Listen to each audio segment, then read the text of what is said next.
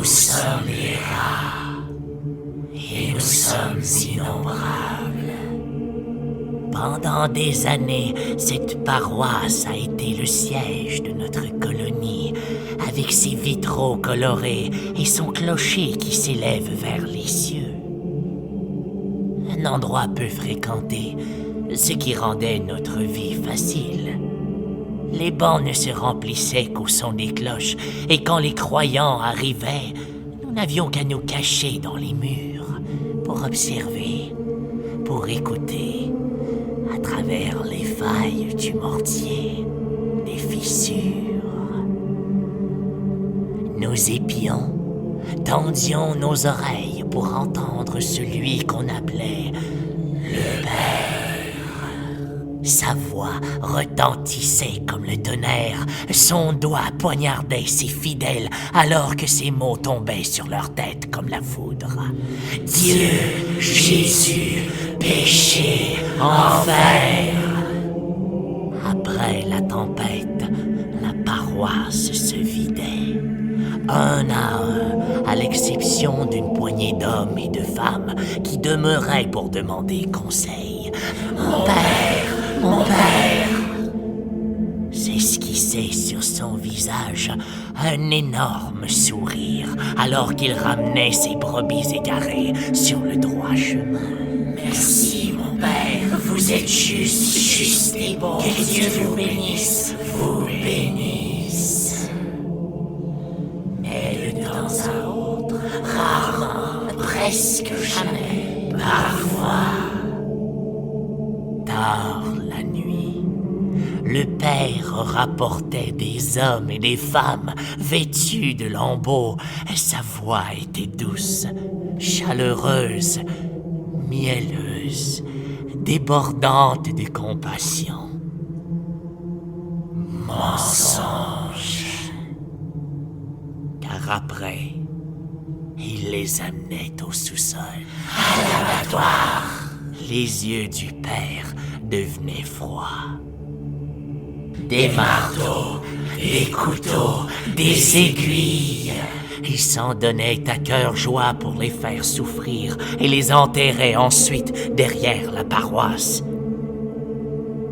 Nous sommes les rats, et nous avons trop longtemps témoigné des horreurs infligées par le père. Mais nous avions un plan pour le punir.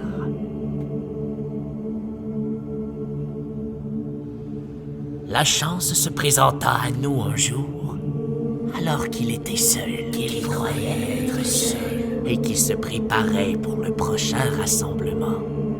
Alors que le prêtre descendait les marches vers la porte du sous-sol, le plus grand d'entre nous, un vieux poil gris qui connaissait bien l'étendue de sa cruauté, s'est positionné sur une des marches au sommet. Le reste d'entre nous étions cachés en bas. Quand le prêtre a descendu les marches, le poil gris a sauté sur sa jambe, ayant enfoncé ses crocs.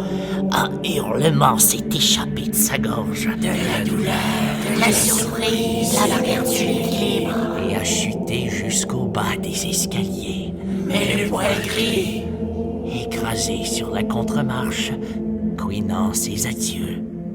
Il connaissait le risque, le pauvre vieux poil gris et le père.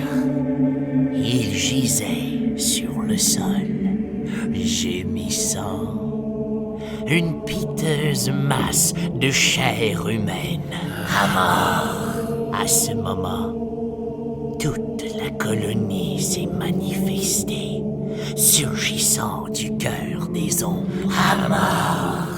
Il voyait ce qui se passait d'un œil, l'autre inondé par le sang qui coulait le long de sa tempe, la confusion et l'incrédulité sur son visage. À mort le père! Une vague de rats s'est abattue sur lui. Sa confusion a laissé place à la terreur. Nos griffes contre sa peau, nos dents dans sa viande, rouge le sang, le goût du fer tapissant nos langues. Le père se débattait, l'agonie et le désespoir derrière chacun de ses coups.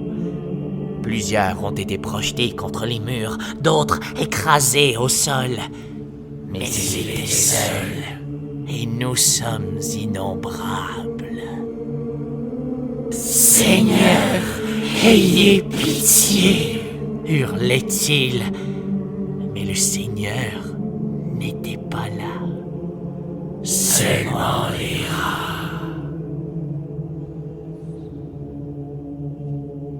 Plusieurs humains sont arrivés peu de temps après, vêtus de jolies robes bleues.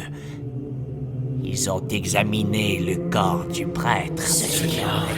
Ils ont cherché l'église de fond en comble. Nous étions dans les murs, toujours cachés, toujours à l'écoute. Derrière le bâtiment, un des paroissiens a aperçu les ossements qui dépassaient du sol.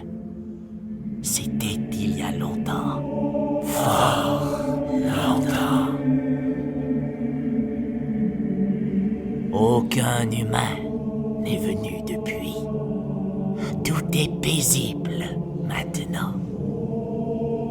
Nous sommes les rats et nous sommes innombrables. Et si un jour vous sentez qu'on vous observe,